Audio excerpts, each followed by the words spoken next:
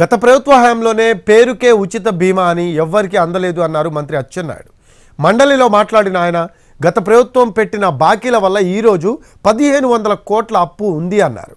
5 ఏళ్ల పాలనలో 1 సంవత్సరం మినహా 4 సంవత్సరాలు కట్టలేదన్నారు ఆయన. తాము ఈ సంవత్సరం రబీ కూడా ఇన్సూరెన్స్ చేస్తున్నాము అన్నారు.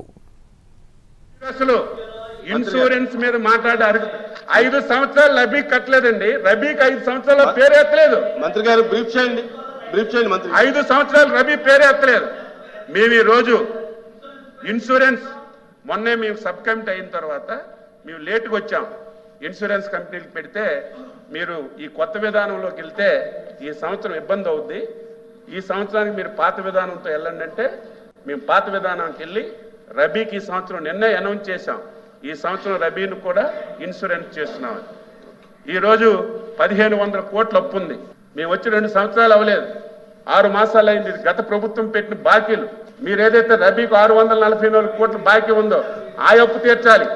ఈ సంవత్సరం 1400 కోట్ల అప్పు తీర్చాలి.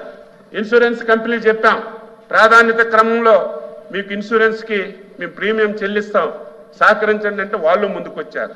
పేరుకే ఉచిత బీమా ఎవ్వరికీ అందలేదు. 1 సంవత్సరం అందింది, అది కూడా బీమా కంపెనీలు ఇవ్వలేదు. మేము పోరాటం చేస్తే డైరెక్ట్ గా ప్రభుత్వమే ఇచ్చింది కాబట్టి ఆ 1 సంవత్సరం